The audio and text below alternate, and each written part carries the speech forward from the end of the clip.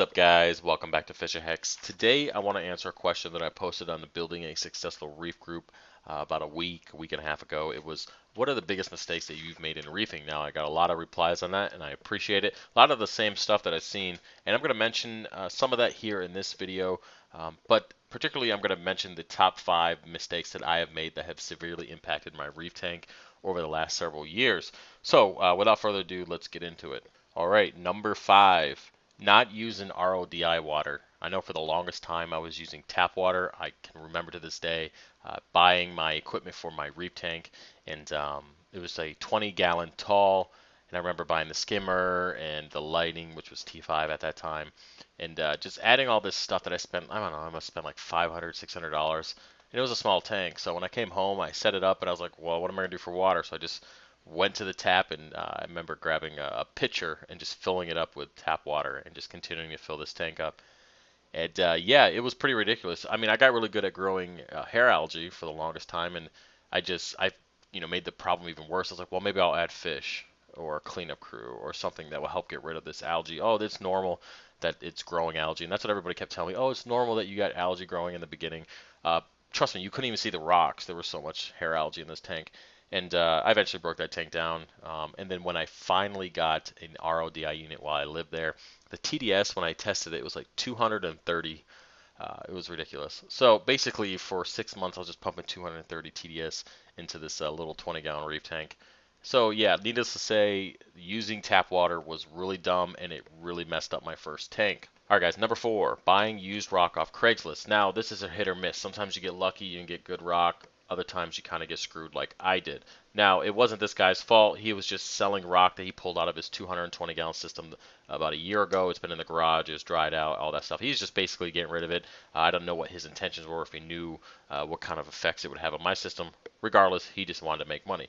But basically, he was selling it for $1 per pound. So I was like, hey, man, this is great. I can get 100 pounds of rock for almost nothing. And, I can have all the rock I need in my system and even have more. All right, so basically, I went and bought 100 pounds, plopped it in my tank, had RODI water at that time, and that was cool. That's cool. I had that, but the problem was that this rock needed to cure. So even if the rock was cured, I did it in my tank, which was stupid, and I shouldn't have done in the first place. I should have did it in a brute can or something. But I did it in my tank. I cured it. After that process was done, the rock was cured. Levels started coming down. The problem was that this rock was 15 years old. So that means every mistake that this person ever made in their reef tank was sitting in that rock. So it leached and leached and leached. I had the rock for about a year. It just kept leaching nitrates and phosphates. It was just horrible. No matter what I did, no matter how much GFO I had, no matter how big my refugium was, no matter how big my skimmer was, or I did 20% water changes every week, I was still battling these high nutrients. And it come to find out after researching and talking to tons and tons of people and getting advice, basically I was just, everything that I removed was just getting replaced by the rock, that was just coming out of the rock. So lesson learned, I will never buy used rock off Craigslist again. I'll always buy dry rock that was pulled from one of those, the stuff you get from BRS. That was pulled from one of those dead reefs, and basically the dry reef rock and stuff. I would never use anything like that, and I'm really not a big fan of buying live rock from the ocean, just because of the hitchhiker issue. That was another problem I ran into a while before. Just hitchhikers can be a real pain in the ass. So lesson learned, never buying used rock off Craigslist. If you have and it worked out for you, awesome. In my case, it was a huge mess and a waste of about a year of my reefing. All right, guys, moving on. Number 3, not having a drill tank. Now, there are 2 different things to this. Basically, I didn't have the money at the time to buy a tank that was pre-drilled and had the overflow and everything like that. And plus, I'm not a big fan of how those overflow towers look inside a tank. It's just personal preference on that. And then the other part was that I just didn't feel comfortable drilling the tank myself. I didn't know if the glass was tempered, so I was just afraid that I was going to crack my tank and I wouldn't have one at all. So I think because of those 2 things, I didn't have a drill tank for the longest time, so I ended up doing the whole PVC overflow, which a lot of people do still. And I'm going to tell you what happened. Basically, when the power went off, I lost siphon. Now, I know you can put the aqua lifter on there. Didn't know that at the time, and sometimes that doesn't always work either. And now, basically, lost siphon, and then when the power came back on, the tank just overflowed and flooded my apartment. Thank God I was on the first floor. The second time, a big fat ass turbo snail sat on top of the PVC overflow, stopping the flow again, overflowing the tank. and flooding my apartment. So that happened twice within a 6-month period, and it really, I didn't have a lot of coral, didn't have a lot of fish, just kind of had the tank there with minimal stuff. But still, that kind of fluctuation, the damage to the stand, the wood, the mold that could come from having water all over the place, and then just the throwing off the water salinity and temperature is just a big mess. And honestly, I like to go away for work or maybe on vacation, which I probably never do. Once in a blue moon I go on vacation. But basically, I like to be able to leave the house and not worry about my tank overflowing and flooding the entire apartment. So, not having a drill tank was a big mistake, and trust me, that will never ever happen again. All right, guys, moving on. Number 2, this is a big one. Not using a quarantine system for fish. Now, this is a huge deal, and I mentioned this in my top 30 video, the things that I wish I knew. And quarantine fish is a big deal.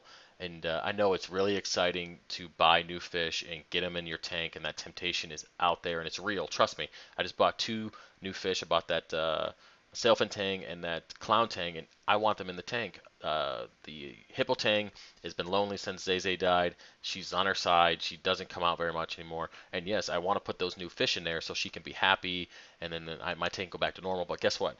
If I go ahead and put that one of those fish in there, and there's an unknown parasite, or one of them has ick that's just dormant, guess what? Hippo tang's dead. Damsels are dead. Eels dead. All this stuff. Everybody dies, and it's not worth it. And then guess what? You have an empty tank.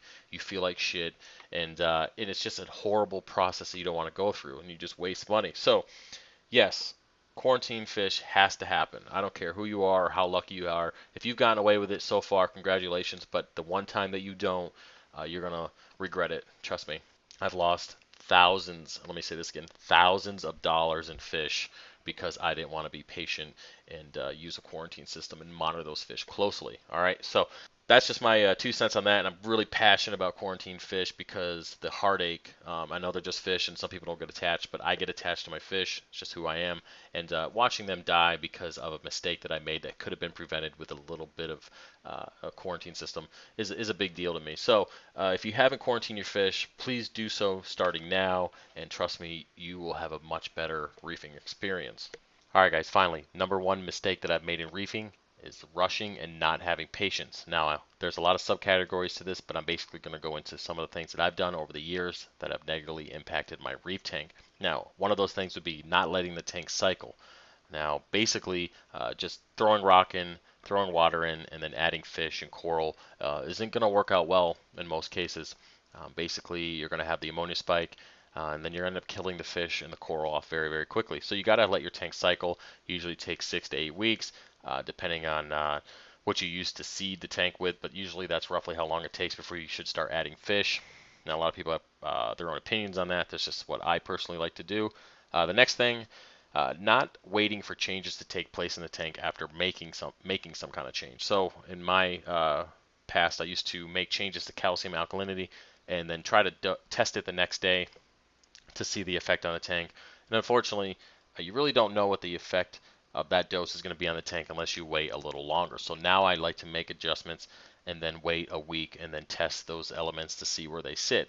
All right, so just making changes and not waiting long enough for them to affect. And that comes to, removing nutrients, adding a biopellet reactor, waiting long enough for that biopellet reactor to build up bacteria, and then getting efficient amount of biopellets in there to remove nitrates. All these things, you got to make changes and then wait for those effects to take place before making any more changes, or you just continue this nasty cycle of just continuing to make changes and never getting anywhere with your reef tank. The next thing, and this will be the last thing I talk about, will be adding fish too quickly. Now, I'm guilty of this. I'm sure a lot of people are. I used to buy a lot of fish when they were on sale. When Petco used to have like the 20% off sale or 40% or whatever it was way back in the day, and I used to just buy, and add 15 fish at the same time and didn't even quarantine them. And that's a whole, we got into that previously. But just strictly bio load alone, having that many fish and then feeding them, and then having them, shit and piss in the water, and then end up getting that ammonia spike, killing off the fish, killing off the coral. It's just a negative cycle that doesn't need to happen. So adding fish over time is always the best way to go. All right, guys, so that's my top 5 biggest mistakes that I've made in reefing, and I definitely have more, but that's my top 5 that really have negatively impacted my reef tank over the years. So I hope you enjoyed the video. Hope it was somewhat entertaining.